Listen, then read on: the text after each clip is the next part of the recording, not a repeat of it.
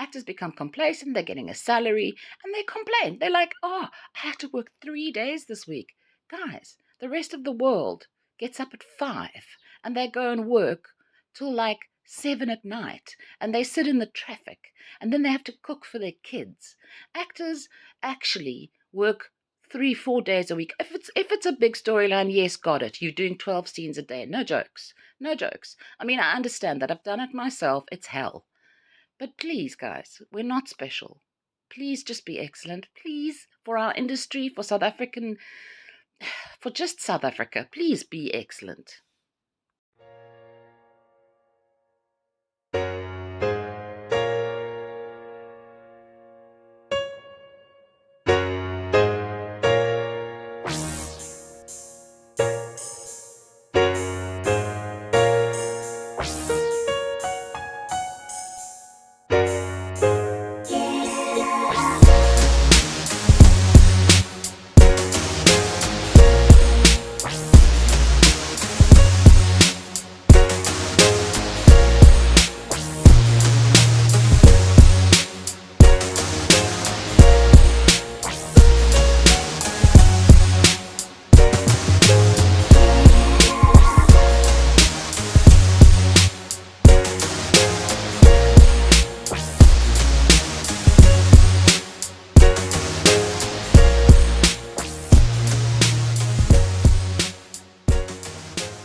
Tactic for So I've South been reading a lot African about actors.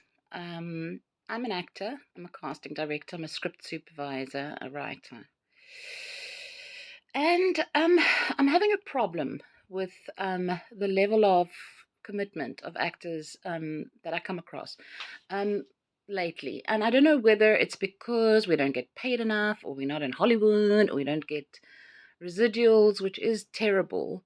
But I just wanted to talk about resilience and talk about excellence, because I think actors mainly talk about what's wrong, and how difficult things are, and how long they have to be on set, and how terrible the food is, and how big their storyline is, how small their storyline is. And I just feel like it's actually a really big privilege to be an actor, and especially a recognized one, or someone on a big show, so that there's some kind of celebrity status. But like, don't let it go to your head, man. Don't let you you yourself think that you're actually special, because you're not. Do you know what I mean? Talent is talent. Some people have it, some people don't. It's a gift. Do you know what I mean? It's not like something that makes you entitled to be, you know, above everybody else, horrible to people, put first, all of that stuff. I mean, I've been watching some shows on Netflix, and I just feel like the actors there are so real, and there's such commitment, and there's such obvious, huge preparation. So that, you know, if you're going to complain, then really complain about, um, yourself, and whether you've done the work. Whether you do your voice warm-ups, whether you do your physical warm-ups, whether you go to acting classes, whether you train. I've got wannabe green room. I've actually stopped calling it wannabe green room, because wannabe is a bit rude. I've called it the actors green room, and I do classes with actors where I let them send me monologues filmed, and I film back my feedback. And I think it's very important for people to get feedback, to get a perspective. I mean, if you don't like the director, fine. Don't do what he says. Don't tell them that I said that. But I mean, actors are amazingly intuitive, and the good ones do really think about their thought processes and their subjects. There's a lot going on. I understand that. But can we just stop with the complaining? I think you've got to really realize and be grateful for the position that you have as a kind of conduit for emotion that actually heals people in some ways. It actually, people learn from the storylines. I mean, the writers create beautiful storylines, and actors kind of half learn their lines and then complain about the hair. And I mean, come on, man, just be grateful.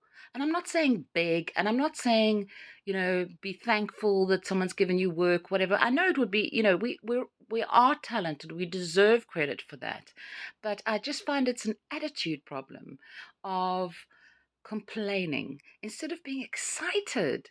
You know, I mean, it's stupid things like being on time. I mean, I can't believe the amount of actors that are not on time for appointments or for first read-throughs, or I mean, actors that are leads that come 45 minutes late. I mean, to a read-through. Now, do you think Tom Cruise is going to come 45? Do you think Denzel Washington is going to come 45 minutes late to a movie that he is in?